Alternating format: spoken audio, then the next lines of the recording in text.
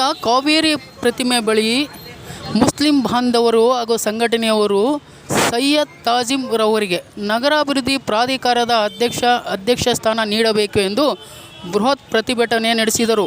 ಈ ಪ್ರತಿಭಟನೆಯಲ್ಲಿ ಸಹಸ್ರಾರು ಜನ ಸೇರಿದ್ದರಿಂದ ಹಳೆ ಬಸ್ ನಿಲ್ದಾಣದಲ್ಲಿ ಸಾಕಷ್ಟು ವಾಹನಗಳ ದಟ್ಟಣೆಯಲ್ಲಿ ತೊಂದರೆಯಾಗಿತ್ತು. ಸಾರ್ವಜನಿಕರು ಇದರ ಬಗ್ಗೆ ಆಕ್ರೋಶ ವ್ಯಕ್ತಪಡಿಸುತ್ತಿದ್ದಾರೆ.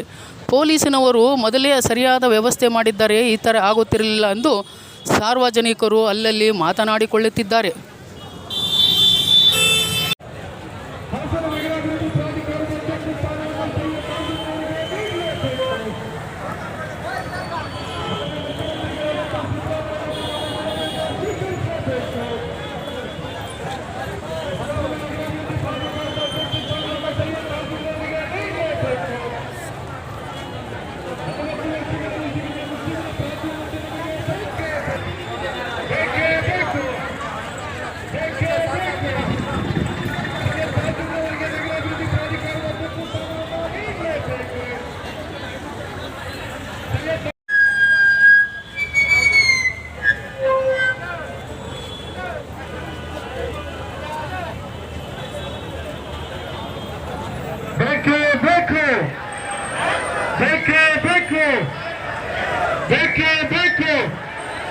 ಹಾಸನ ನಗರ ಅಭಿವೃದ್ಧಿ ಪ್ರಾಧಿಕಾರದ ಅಧ್ಯಕ್ಷ ಸ್ಥಾನವನ್ನು ಸೈಯದ್ ತಾಜಿಮ್ ರವರಿಗೆ ಕೊಡಲೇಬೇಕು.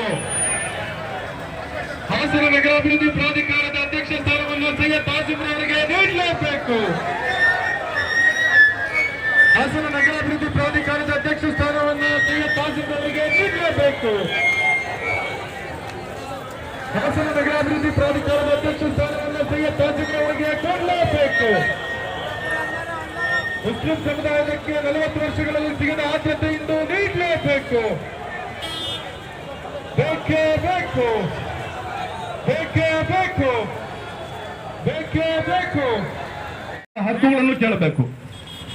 ಜೈಕಾರ ಹಾಕಿದ್ದು ಅವರ ಕಾರ್ಯವೈಖರಿ, ಅವರು ಮಾಡುವಂತ ಕೆಲಸಗಳನ್ನ ಮೆಚ್ಚಿ ಜೈಕಾರ ಹಾಕ್ತಾ ಇದೀವಿ. ಇದು ಮನಸ್ಸಿಂದ ಹಾಕುವಂತ ಜೈಕಾರ. ಸಿದ್ದರಾಮಯ್ಯನವರೇ, ಇಡೀ ಹಾಸನ ಜಿಲ್ಲೆಯ 1,30,30,000 ಇರುವಂತ ಎಲ್ಲಾ ಮುಸ್ಲಿಂ ನೋಡಿದೀವಿ.